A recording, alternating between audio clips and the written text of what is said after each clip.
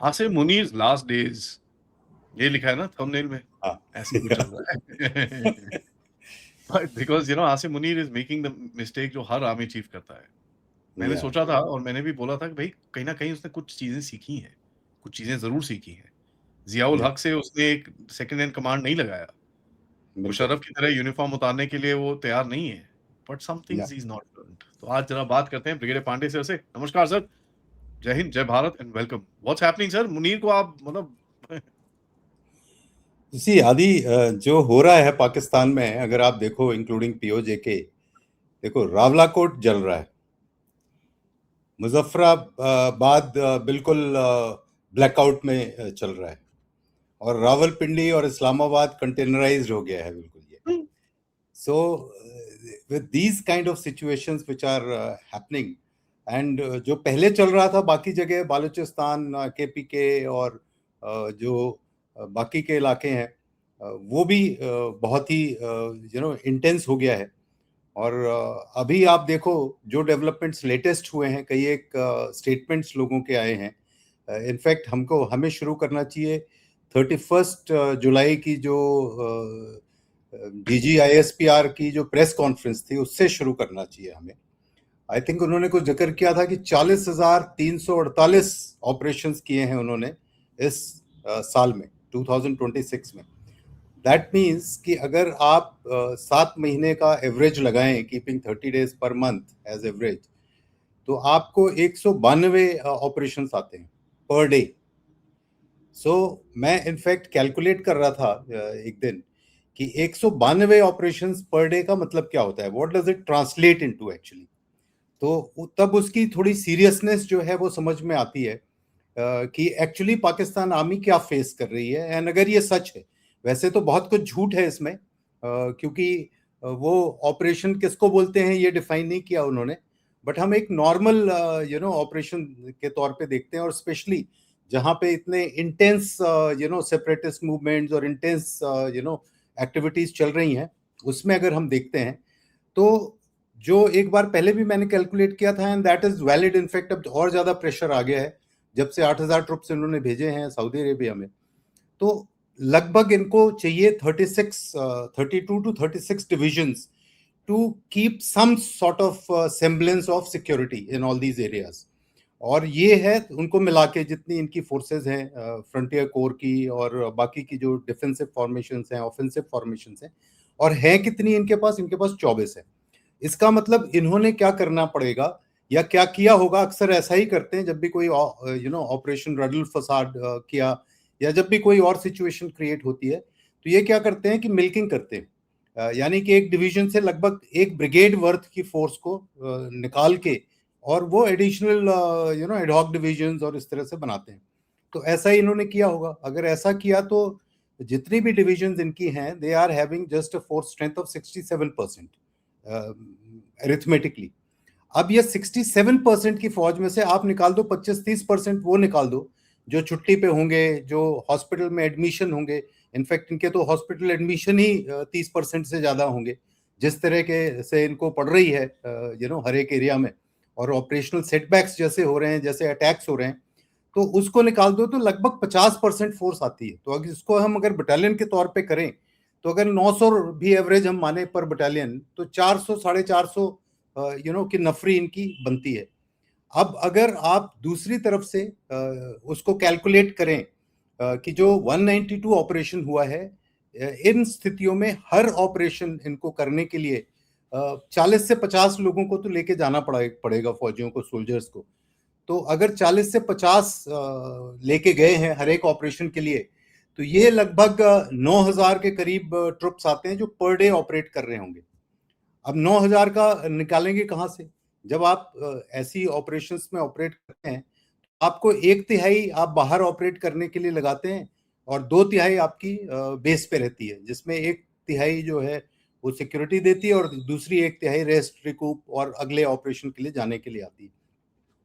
तो जब हम ये कैलकुलेट करते हैं तो ऑलमोस्ट 90 बटालियंस का फोर्स आता है कि इन्होंने अगर 90 बटालियंस की फोर्स स्पेसिफिकली इसके लिए एम्प्लॉय किया है, तब जाके ये 192 ऑपरेशन पर डे कर सकते हैं, या 40,300 जो भी इन्होंने 48 ऑपरेशंस का जिक्र किया है वो ये कर सकते हैं। इसके बाद इन्होंने जो कैजुअलिटी फिगर्स भी दिए हैं वो भी फोर्सेस के हिसाब से काफी हैं। तो अगर हम इनकी ऑफिशियल को फिगर्स को देखें तो ये तो इनकी हालात है as far as military is concern कि कितना प्रेशर है। इवन जो फोर्सेस एलसी पे लगी हैं, जो फोर्सेस दूसरी एरियाज में लगी हैं, उनका भी यही हाल है, क्योंकि ऑलरेडी आप 1/3 स्ट्रेंथ में हो, 1/3 आपका निकल गया बाहर एडमिनिस्ट्रेटिव ड्यूटीज में, छुट्टी में, बाकी में, तो आप ऑपरेट कर रहे हैं 50% पे। तो 50% पे आप क्या करेंगे, कैसे आप कितनी पोस्टों को आप वो करेंगे? तो इसका मतलब इनका जो डिप्लॉयमेंट है लाइन ऑफ कंट्रोल के ऊपर बहुत थिन है, और इनके पास रिजर्व्स तो बिल्कुल ही मीगर रिजर्व्स होंगे। तो अगर कोई इस तरह की कंटिजेंसी क्रिएट होती है, खासकर अगर मान लो इंडिया की तरफ से कोई कंटिजेंसी क्रिएट होती है, तो इनके लिए बहुत मुश्किल है। और शुरू का क्रस्ट अगर आपने ब्रेक कर दिया, जो जनरली ओवरनाइट ऑपरेशंस होते हैं, तो उसके बाद तो मुझे लगता है कि आगे जाने वाले जो डेप्थ एरियाज में है, तो वहां तो आपको फ्री रन की तरह मिलेगा। तो ये तो इनकी मिलिट्री की सिचुएशन है। अब इसके बाद अगर पॉलिटिकल सिचुएशन देखें तो एक वो गबोल करके है, जो कराची बेस्ड पॉलिटिशियन है, उसने कुछ चीजों का जिक्र किया है, और उसने खासकर बोला है कि पीओजेके में 2024 की तरह से इलेक्शंस हुए हैं, जो अभी इलेक्शंस हाल में हुए हैं। और ये क्यों हो रहा है? क्योंकि अभी पीपीपी का बिल्कुल ही वहां से ऑलमोस्ट फुटप्रिंट जो है वो खत्म हुआ है, और बहुत लॉस हुआ है उसको, पीपीपी को। तो पीएमएल-एन ने जिस तरह से वहां पे ऑपरेशंस को में सीट्स कैप्चर की हैं, तो उनका बेसिक आइडिया वो था। दूसरी चीज, उन्होंने टिकटॉक के ऊपर में जो बिलावल भुट्टो ने टिकटॉक का स्टेटमेंट दिया था, उसका भी उन्होंने थोड़ा सा इलैबोरेट किया है, और उसमें बताया है कि एक्चुअली ये पीएमएल गवर्नमेंट के अगेंस्ट में नवाज शरीफ, ये शहबाज शरीफ की गवर्नमेंट जो बनी हुई है, उसके अगेंस्ट में उन्होंने बोला है कि ये इसकी टिकटॉक घड़ी चल रही है। दैट मीन्स कि रिवर्स काउंटिंग इसकी शुरू हो गई है, और अब किसी भी टाइम पे ये गिर सकती है। तो ये क्यों इन्होंने इस तरह से बोला? एक्चुअली अगर हम उनका जो पॉलिटिकल सिनेरियो देखें, जो सीट का जो काउंटिंग है, उसको अगर हम देखते हैं, तो इनका ऑलमोस्ट लगभग 336 सीट्स हैं जो टोटल असेंबली में है, और उस 36 सीट में 243 सीट है जो अभी फिलहाल गवर्नमेंट के सपोर्ट में है, और उस 243 सीट्स में एक्चुअली 74 सीट्स हैं जो पीपीपी के हैं। तो अगर हम पीपीपी को निकाल दें इसमें से, तो 169 बचती है, which is exactly the half of the total number of assembly seats.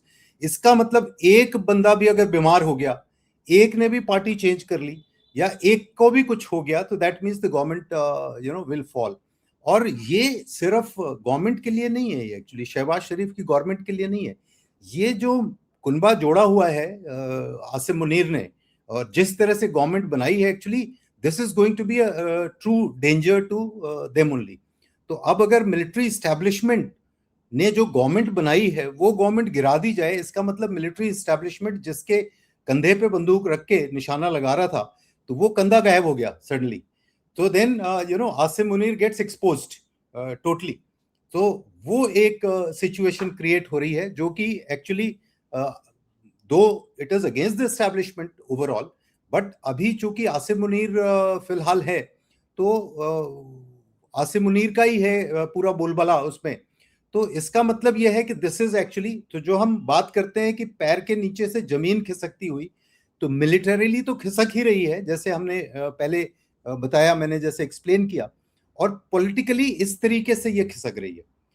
दूसरा एक स्टेटमेंट आया है जो पाकिस्तान के ब्रिगेडियर का आया है, कोई लियाकत तूर करके है ब्रिगेडियर। तो उन्होंने क्या जिक्र किया कि Saudi is planning to attack Iran and Pakistan is being asked to fight against alongside Israel. तो इसका मतलब यह है कि आप अब ज्यूज के ऑर्डर पे आपकी फौज ऑपरेट करेगी। जहां आप पैलेस्टाइन की बातें करते रहे हैं, जहां आप इस तरह की सिचुएशन क्रिएट करते रहे हैं, तो वहां पे मतलब अभी you will be killing Muslims on the orders of Jews. So ये एक बड़ी विकट सिचुएशन है, जो पाकिस्तान में जो आम जनता है या जो भी लोग हैं, उनको शायद उनके लिए पैलेटेबल नहीं होगी। हालांकि इनफैक्ट ये जब मैंने वो देखा ट्वीट, तो उस ट्वीट में जो कमेंट्स आए वो बहुत ही एक्चुअली सटीक बातें लोगों ने लिखी, और लोगों का कहना यह था कि ये पहली बार नहीं कर रहे हैं, ये कि पहली बार इस तरह की सिचुएशन ये क्रिएट कर रहे हैं। उन्होंने मुस्लिम्स को तो हमेशा से मारा है, इनफैक्ट एक ने तो जिक्र किया है इनफैक्ट काफी पुराने समय का, और जब उन्होंने करबला का जिक्र किया, उन्होंने कहा सुन्नीज ने प्रॉफेट मोहम्मद को ही मारा। इसी तरह से आप जॉर्डन की बात करते हैं, जब जॉर्डन में ऑपरेशंस में 11 दिन में, लोगों का कहना है कि 11 दिन में जितने मुस्लिम्स को मारा गया है उतने शायद पूरे पैलेस्टाइन के लोग नहीं हताहत हुए होंगे। तो ये एक सिचुएशन है जो कि आप जिस नैरेटिव को और जिस चीज को आप उम्मा की बातें करते रहे, आप लीडरशिप की बातें करते रहे कि इस्लामिक लीडरशिप की बातें हैं, फिर आपका बॉम्ब भी इस्लामिक बॉम्ब था। तो इस प्रकार से जब आप अपना नैरेटिव गढ़ते हैं और वो उसको कई दशकों तक चलाते हैं आप उसको नैरेटिव को, अब उसको निगलने में बड़ी मुश्किल होगी। तो वो कैसे इसको हजम करेंगे, ये बड़ी मुश्किल की बात है। तीसरा था राना सनाउल्लाह का स्टेटमेंट जो आया है, उन्होंने कहा if Kashmiri protesters move beyond Muzaffarabad then we will use all maximum force और फुल फोर्स। तो इसका मतलब ये हो गया कि आप अब ये जो डिक्लेयर कर रहे हैं, ये डिक्लेरेशन कर रहे हैं, तो इसका मतलब है कि आप मास किलिंग पे उतारू हो रहे हैं और आपको बिल्कुल भी इल्म नहीं है कि आपको ऐसी सिचुएशन को कैसे हैंडल करना है, एक बात। दूसरी बात, ये कितना फार्सिकल आपका अप्रोच पहले रहा है, जो आप कश्मीरीज के बारे में बात करते रहे, चाहे वो आप उनकी सारे जितने ऑपरेशंस या जितना भी उन्होंने कश्मीर में किया उसके सपोर्ट में इन्होंने जो कुछ भी बात की कि कितने प्यारे हैं हमारे ये लोग हैं, कितने हमारे करीबी हैं, और जिस तरह की प्यार मोहब्बत की बातें आप इतने दशकों से करते रहे, अब जब आप फुल फोर्स की बात करते हैं तो वो सिर्फ ये नहीं कि आपका नैरेटिव खड्डे में जा रहा है, ये इससे ये बात समझ में आती है कि आपकी असलियत क्या थी एक्चुअली। और कश्मीरीज को ये समझ में आएगा, चाहे इस पार के हों चाहे उस पार के हों, कि एक्चुअली उनको कैनन फॉडर की तरह इन्होंने इस्तेमाल किया है और इनको मारा है और इनको मरने के लिए मजबूर किया है। तो चाहे वो इस पार में भेज के किया हो और यहाँ पे आके काउंटर टेरर ऑपरेशंस में मारे गए हों, या फिर वहां पर इनकी जाति और इनके जो एक्टिविटीज हैं वो उनके कारण मरे हों, but at the end of the day Kashmiris are the ones who have suffered. And Kashmiris को ये रियलाइज नहीं हुआ, ये तो मैं कहूंगा आदि की कई बार कुछ ऐसे लोग होते हैं जिनको इसी सिचुएशन में रियलाइजेशन होता है। तो चलो देर आए दुरुस्त आए, अब कम से कम उनको रियलाइजेशन तो होगा कि असलियत क्या थी और क्या उनको मिलने वाला था और क्या मिल रहा है अभी, किस तरह से ये सिचुएशंस आ रही हैं। लास्टली इनफैक्ट जेएम के चीफ मसूद अजहर ने भी कहा है, उन्होंने कहा fire is blazing, the situation is quite dangerous. अब आप इमेजिन करो, एक टेररिस्ट जब बोलता है कि सिचुएशन इज डेंजरस, तो ये नॉर्मल डेंजरस नहीं है, ये हमारे और आप वाला डेंजरस नहीं है, ये एक अलग ही किस्म का डेंजरस सिचुएशन है जिसको वो इंडिकेट कर रहे हैं। और उसके बाद ये भी कहते हैं कि इवन इफ इसको हम टेम्परेली सप्रेस कर देते हैं तो भी ये हेट्रेड जो है, तो अब ये जो इस तरह के लोग हैं, मसूद अजहर टाइप के लोग, ये तो पुराने ठेकेदार हैं एक्चुअली हेट्रेड के, ये तो डेंजरस सिचुएशन मैन्युफैक्चर करने के लिए ये एक्सपर्ट्स हैं एक्चुअली। तो अब ये सिचुएशन जो आ रही है, जब इनको इस तरह के स्टेटमेंट देना पड़ रहा है, तो वो दो बातें नजर आ रही हैं। एक बात तो ये नजर आ रही कि ऐसे ही लोग थे जिन्होंने पीओजेके के कश्मीरियों को बरगला के, इवन अपनी साइड के कश्मीरियों को बरगला के, और इन्होंने उनको मरने पे और एक दूसरे को मारने पे उतारू किया। अब वो फेस कैसे करेंगे इनको, एक तो वो सिचुएशन है, और दूसरी बात ये है कि ये जो एक इंस्ट्रूमेंट की तरह ये काम किए हैं, आर्मी के इंस्ट्रूमेंट की तरह काम किए हैं, और इन्होंने लोगों को एक्चुअली फ्रंट में फील्ड में तो जाके इन्होंने रेडिकलाइज किया है ना, इन्होंने उनको टेरराइज किया है, इनको मजबूर किया है रिक्रूटमेंट के लिए, इनको मजबूर किया है एक्सफिल्ट्रेट करने के लिए और यहाँ पे ऑपरेशंस करने के लिए। तो अब ये एक्चुअली ब्रंट तो इन्हीं को फेस करना पड़ेगा। तो अब जो आर्मी के साथ में जो लॉयल्टीज थी ऐसी ऑर्गेनाइजेशंस की, जिसके बारे में हम आगे भी बात करेंगे, तो ये लॉयल्टीज जो है अब ये there is a second thought, there is a push back as far as that loyalty is concerned. तो अभी जब हम देखेंगे कि एक्चुअली स्ट्रेंथ पाकिस्तान आर्मी की क्या थी, किसके बलबूते पे ये सब कुछ उन्होंने किया, तो उसमें क्या क्या गायब हो रहा है अभी धीरे धीरे करके, तब हमें समझ में आएगा कि एक्चुअली आसिम मुनीर के नीचे से पैर के नीचे से जमीन निकल रही या नहीं निकल रही। तो ये तो सिचुएशन यहाँ पर हो गई। अब हम अगर प्रैक्टिकली देखते हैं तो आर्मी का जो स्ट्रेंथ थी आर्मी की, वो 3-4 पिलर्स पे एक्चुअली आधारित थी। और वो पिलर्स क्या थे? वो पिलर, सबसे पहला तो टेररिज्म का पिलर था।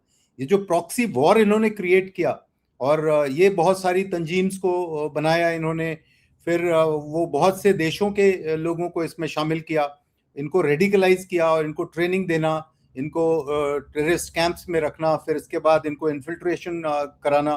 बाकी का जो तंत्र यहाँ पर था उसको भी उसी तरफ से ये लोग, चाहे जेईएम हो, एचएम हो, ये जितने भी टेररिस्ट ऑर्गेनाइजेशंस हैं, इन्होंने इस्तेमाल किया।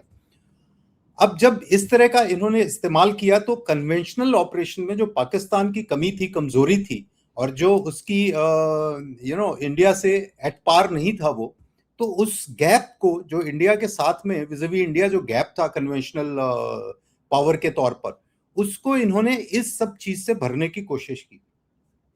और इसी तरह हमने देखा कि कैसे इन्होंने, हालांकि ये सिस्टम इनका शुरू से चला है, 1947-48 से भी ऐसा ही किया इन्होंने। कभी इन्होंने कबायली लोगों के तौर पे किया, कभी किसी और बहाने पे ट्राइबल्स को और लोकल्स को इस्तेमाल करके इन्होंने किया। तो फेस भले ही वो कोई भी दिखाते रहे हों, लेकिन हमेशा से इनका प्रॉक्सी वॉर ही बेसिक एजेंडा रहा है और प्रॉक्सी वॉर ही इन्होंने किया। लेकिन अब 2014 के बाद, जब से अभी हमारी ये प्रेजेंट लीडरशिप आई है, उन्होंने थोड़ा सा पासा जो है वो बदला। और पहली चीज तो हमने कैपेसिटीज अपनी एनहेंस करी आर्म्ड फोर्सेस की, चाहे वो टेक्नोलॉजी के टर्म्स में हो, चाहे वो फोर्स रीस्ट्रक्चरिंग के टर्म्स में हो, चाहे फिर डिप्लोमेसी और बाकी के जो हमारे instruments of comprehensive national power हो, उनको सबको हमने किया।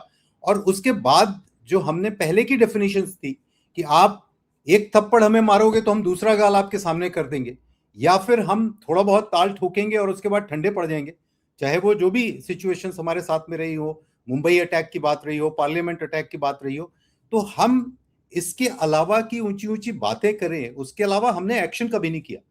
लेकिन जब ये सारी डेफिनेशन चेंज होनी शुरू हुई कि टेररिज्म का मतलब है एक्ट ऑफ वॉर, दूसरी बात, अगर हम आपके इलाके में अंदर घुस के टेररिस्ट को मारते हैं तो that is not a act of war. आपको लेना है तो आप उसको, you can keep defining it as act of war and then you do whatever you want to do. So क्या हुआ कि जो कॉस्ट हमारी तरफ आ रही थी, उस कॉस्ट को हमने उधर दे दिया, और कई फॉर्म्स में एक्चुअली वो कॉस्ट इम्पोज किया हमने। और वो कॉस्ट की वजह से क्या हो रहा है कि हालांकि पाकिस्तान में बिकॉज मिलिट्री रूल्ड है तो डिप्लोमेसी तो है नहीं, कोई पॉलिटिकल जो एक सफिशिएंसी होती है या पॉलिटिकल स्टीवर्डनेस होती है, या बिकॉज वो कई एंगल से पॉलिटिशियन देखते हैं, सिर्फ आप मिलिट्री या सिक्योरिटी या उस तरह के एक स्पेसिफिक एंगल से नहीं देखते हैं। तो वो क्या करते हैं कि they are able to actually absorb lot of things, they are able to still steer certain initiatives despite standoff हो रखा हो या कठिन सिचुएशन हो। इसी तरह से ट्रैक 2, ट्रैक 3, इन सब चीजों की बात करते हैं हम लोग। तो ये खत्म हो गई है पाकिस्तान में, एंड एज ए रिजल्ट ना तो अब उसने अपने पास स्पेस छोड़ी है यू टर्न के लिए, और ना ही कोई मैन्यूवर करने का उसके पास में कोई व्यवस्था है। तो एज ए रिजल्ट आप क्या कर रहे हो कि आप मल्टीपल प्रेशर्स क्रिएट कर रहे हो पाकिस्तान के अगेंस्ट में, और वो तब कर रहे हो जब वहां पे इंटरनल सिचुएशन इतनी वो है, खराब है वहां पर, कि वो खुद वो अपने आप उसको मैनेज नहीं कर पा रहे हैं। तो ये सारी जो सिचुएशन है, उसके साथ साथ में अभी आप बाकी के फ्रंट्स तो थे ही, अफगानिस्तान, इंडिया, बालूचिस्तान के पीके और ये पीओजे के, ये सारे फ्रंट्स तो थे ही। लेकिन अब इनका एक नया फ्रंट भी संभावना बन रही है कि पहली चीज तो वो ईरान के साथ में उनकी कुछ न कुछ बात बिगड़ेगी, और अगर उन्होंने सऊदी अरेबिया के फेवर में और कुछ किया, अभी 8,000 ट्रुप्स भेजे हैं, लेकिन इनका जो एक्चुअली एग्रीमेंट है, वो एग्रीमेंट के तहत तो इनको 80,000 का एक्चुअली वो किया है, इन्होंने करारनामा किया हुआ है। तो अब अगर मान लीजिए कि इजराइल अटैक करता है ईरान के ऊपर, और उसके रिस्पॉन्स में ईरान अटैक करता है सऊदी अरेबिया पे और इन सब पे, तो अगर सऊदी अरेबिया डिसाइड करता है, जैसे कि अभी ये स्टेटमेंट में हमने देखा कि जो लोग एक्सपेक्ट कर रहे हैं या अप्रिशिएट कर रहे हैं, तो अगर सऊदी अरेबिया ने ईरान के अगेंस्ट में अटैक किया तो फिर उसको तो एडिशनल फोर्सेस की और कैपेसिटीज की जरूरत पड़ेगी। अभी तो सिर्फ कुछ JF-17 है, I think 2 squadrons worth of drones, और एक HQ-9 के कुछ एलिमेंट्स हैं, जो एयर डिफेंस है चाइनीज का, वो गया हुआ है अभी सऊदी अरेबिया में। बट अगर लार्जर फोर्स की वो डिमांड करता है तो पहली बात तो ऑलरेडी थिन ऑन ग्राउंड है ये। जैसे मैंने बताया अभी, कैलकुलेट किया कि किस तरह से इनकी जरूरत है और कितनी फोर्स लेवल इनके पास है। तो अब वो अगर इसके बाद कोई और रिक्वायरमेंट इनको आती है तो ये और थिन ऑन ग्राउंड हो जाएंगे। एंड आई थिंक जिस तरह का आप ये देखिए कि एग्जॉशन किस तरह का हो रहा है, और फौज को आप पूरे टाइम इस तरह से एग्जॉस्ट नहीं कर सकते हैं जिस तरह से वहां पर चल रहा है।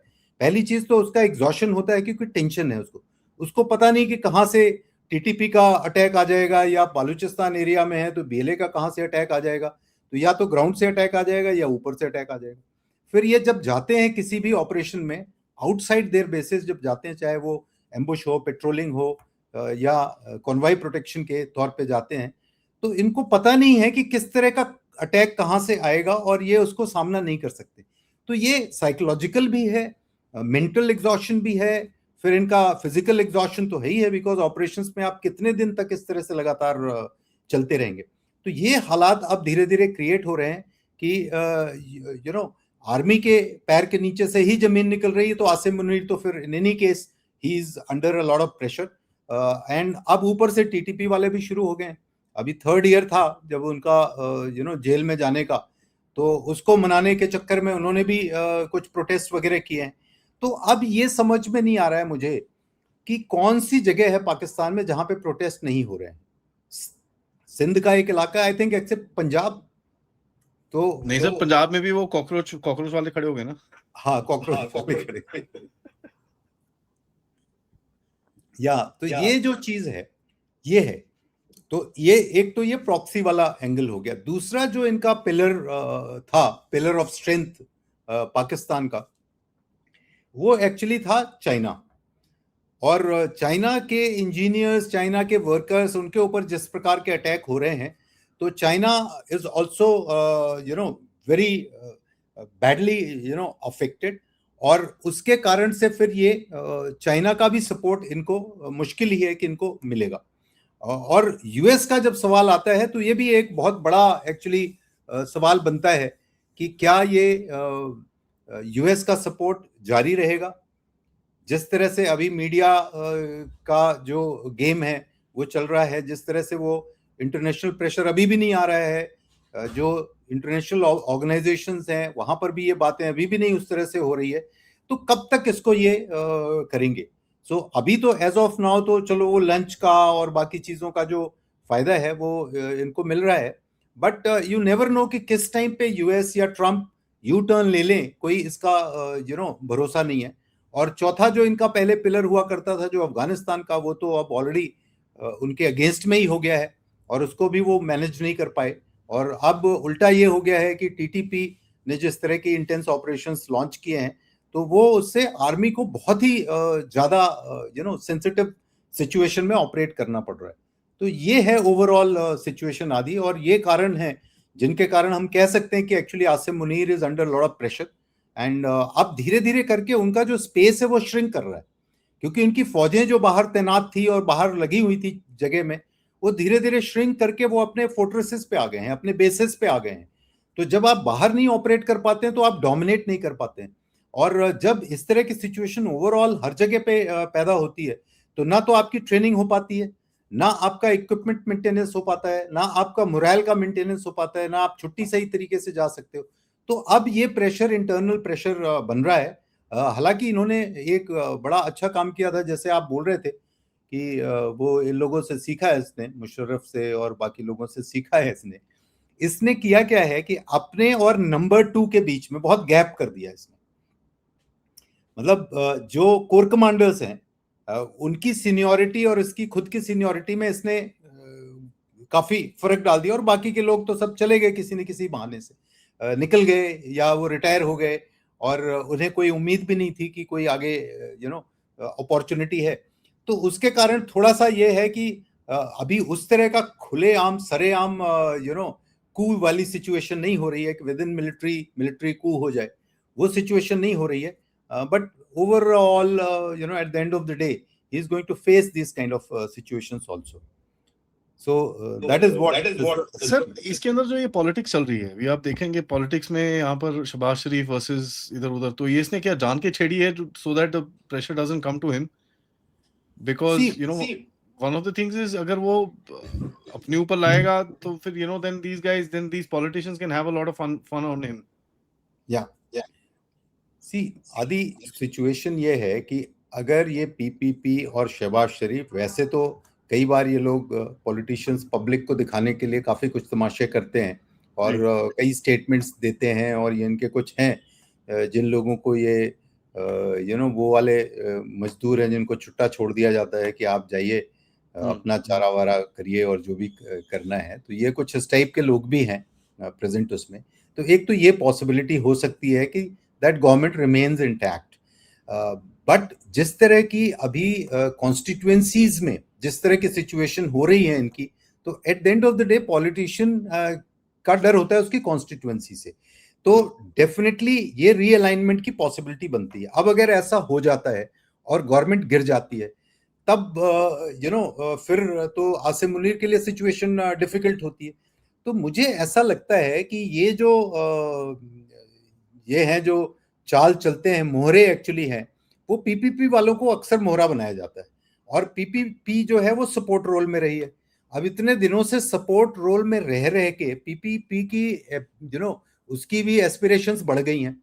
तो यू नेवर नो कि दे क्रिएट अ सिचुएशन कि वो शहबाज शरीफ को बताया जाए कि भाई अब तुम्हारी गवर्नमेंट तो वायबल है नहीं, and you are not going to actually be able to sustain, तो अब let us shift the power to PPP and you come on support role.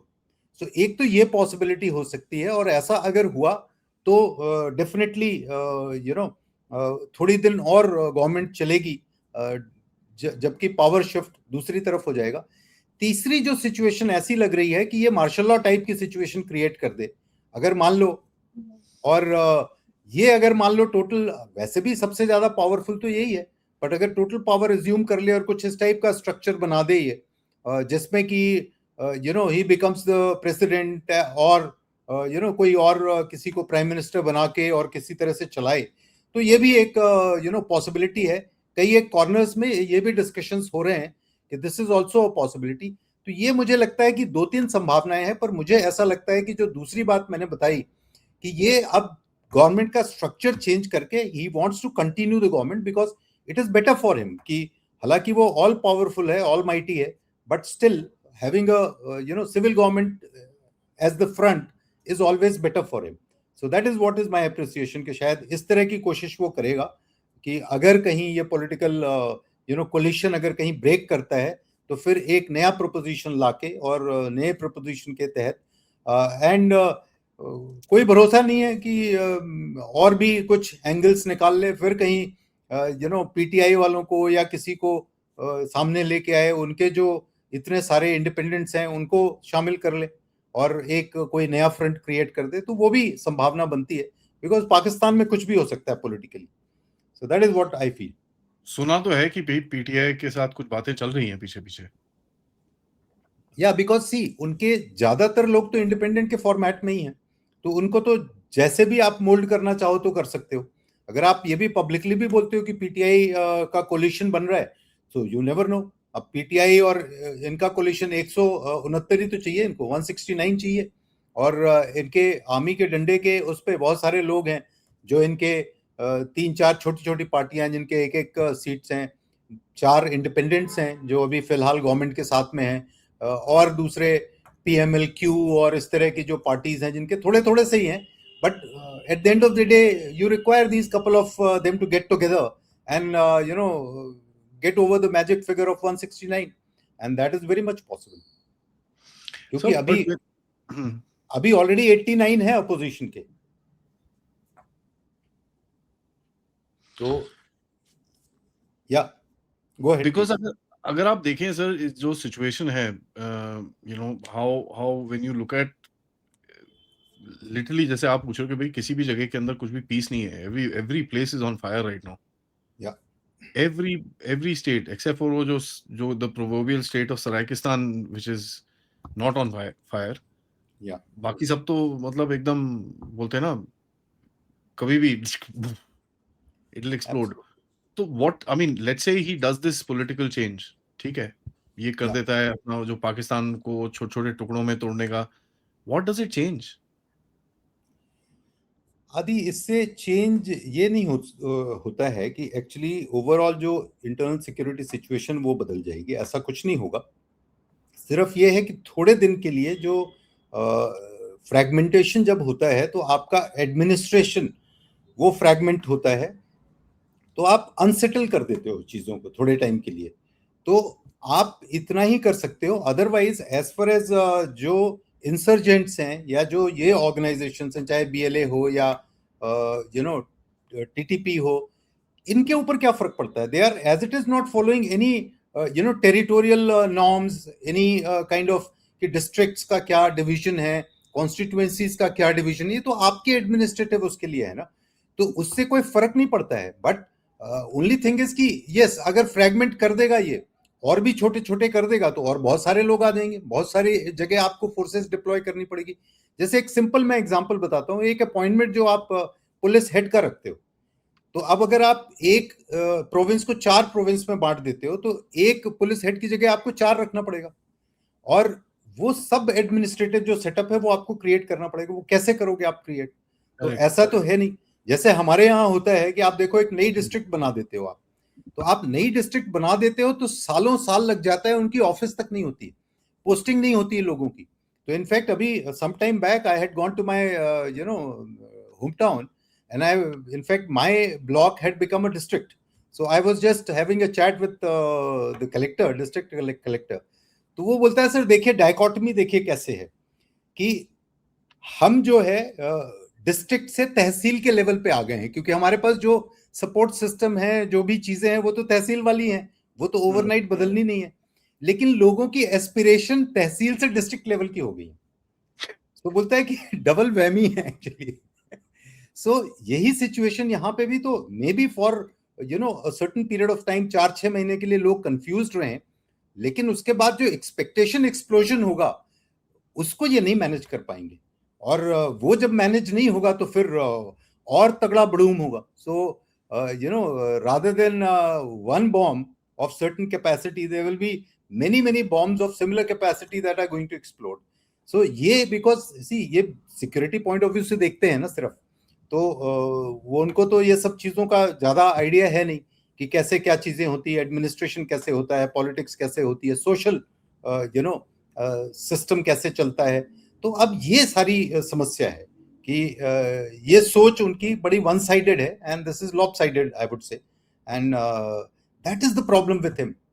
सबसे बड़ा जो डिफिशिएंसी है आसिम मुनीर के साथ में या किसी भी मिलिट्री लीडर के साथ, रूलर के साथ, या तो वो अपनी कोटरी ऐसे क्रिएट करे जिसमें कि एक्सपर्ट्स हों अलग अलग उसके, and they should have the capability to actually question him. अब वो दोनों चीजें, ना तो एक्सपर्ट है उनके पास में कोई ऐसे, और जो है भी मिलिट्री वाले ही हैं, so nobody has the capability to question him. So अभी क्या हो रहा है कि आप अंधेरे में तीर चलाए चले जा रहे हो और 10-12 लोग आपके साथ बैठे हैं और वो तारीफ करे जा रहे हैं आपकी, वाह कितना बढ़िया निशाना लगाया आपको। अब वो तो जब अंधेरा खत्म होता है, उजाला आता है जो अब आने वाला है, जैसे जैसे सिचुएशन हो रही है, तब आपको पता चलता है कि आपने तो कहीं और ही आप तीर चलाते रहे।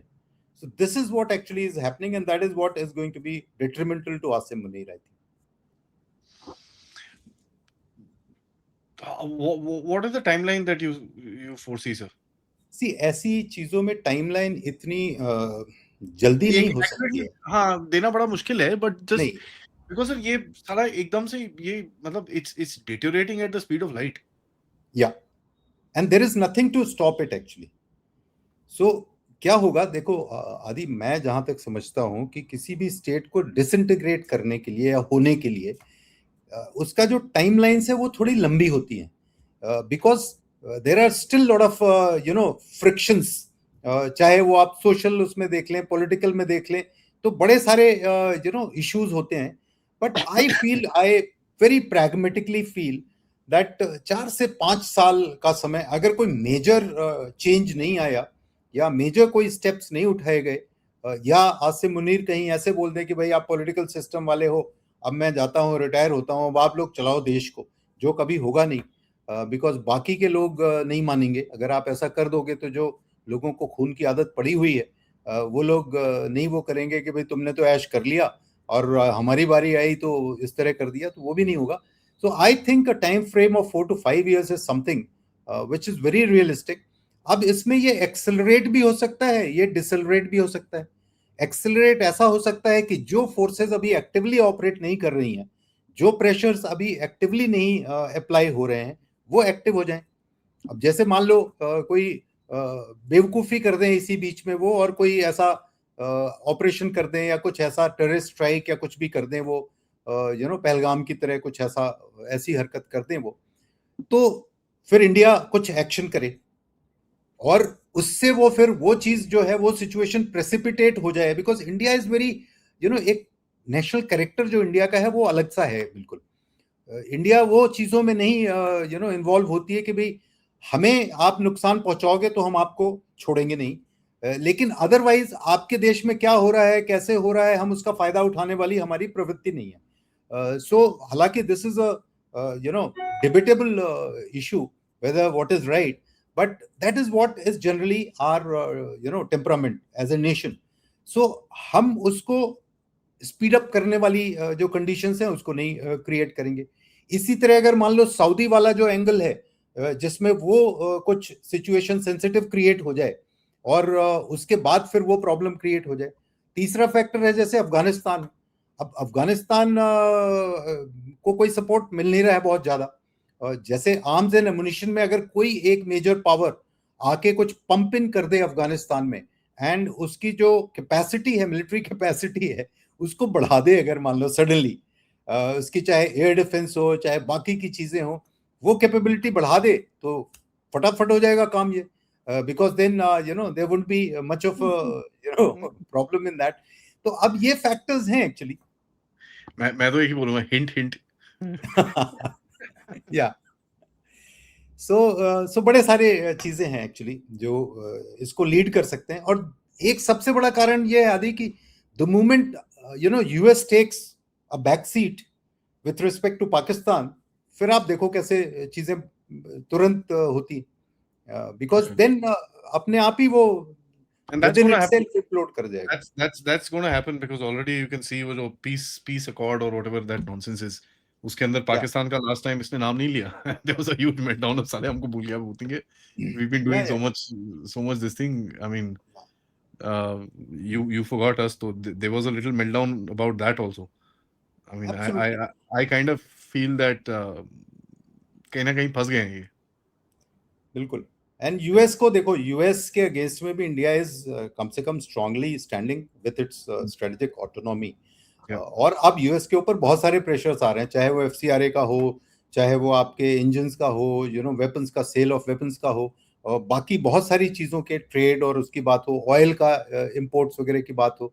तो अब ये सारी चीजों में India is actually kind of taking a confrontational position.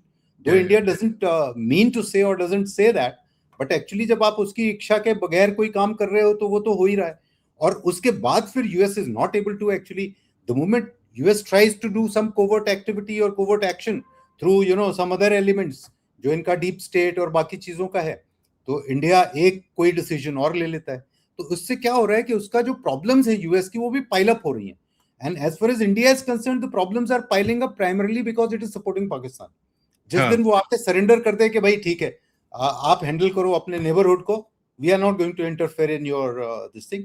So I think approach India का भी काफी कुछ चीजों में थोड़ा सा ठीक हो जाएगा. हाँ, लेवरेज बनाना पड़ेगा ना सर आपको इनके साथ. Absolutely. You will have to create that leverage and then only tell them यार ना करो बेवकूफों, स्टॉप दिस ब्लडी नॉनसेंस. तुम यहाँ पर you are bloody interfering in some, you don't know what you are playing with. I mean, I take this example. मैंने उस दिन उसके बारे में ट्वीट भी करा था. IIFA Siddiqa, that girl that was picked up, MIT graduate. She had plans to make airborne rabies. Okay. Pakistani. ठीक है. These are the people that you're feeding. So fair enough. I mean, आपको ये करना है. This is what you feel that this gives you a strategic interest, but airborne rabies को जरा भूलना मत. Yeah. So this is the reality of Pakistan, sir, that the Americans kind of refuse to, read into, and that's something which is very weird. So see, अभी आप देखो बांग्लादेशी इतने infiltrate कर गए हैं यूएसए में that over a period of time they will start controlling अभी mayor का इलेक्शन तो उन्होंने बांग्लादेशियों ने सारा अफेक्ट किया है. सो इस तरह से जब आपका इम्पैक्ट होने लगेगा, so I think some wake up call will happen someday. But US को जैसे एक नॉर्मल माइंडसेट हम लोगों का होता था कि यूएस एक एडवांस्ड कंट्री है, ऐसा है वैसा है, वहाँ की सोच, वहाँ की लिटरेसी, वहाँ की सोशल जो चीजें हैं वो बड़ी डिफरेंट है. But actually speaking it is not. As you read about what is the reality of US, you realize कि actually बिल्कुल तो wackadoodle there. Thank you, sir, for that. Thank you so much. For this thing. Audience, this is an interesting situation. बोलते हैं ना, there's a 40-foot wide road, 40 foot की सड़क है, बीच में थोड़ा गोबर पड़ी है. अब पाकिस्तान का जो रेगुलर आदत है वो उसमें पैर नहीं रखता, अपने मुंह के बल गिरता है. 40 फुट की सड़क है, तो I want to wait and watch, क्योंकि आसिम मुनीर के मुंह के ऊपर गोबर बड़ी जल्दी आने वाली है. So let's wait and watch. Thank you so once again, and audience से request है, वीडियो को like करिए, subscribe करिए, and share this with your friends and families. And of course, don't forget to support this channel, most importantly, and check out our website and download our apps. नमस्कार, जय हिंद, जय भारत. नमस्कार, जय हिंद, जय भारत.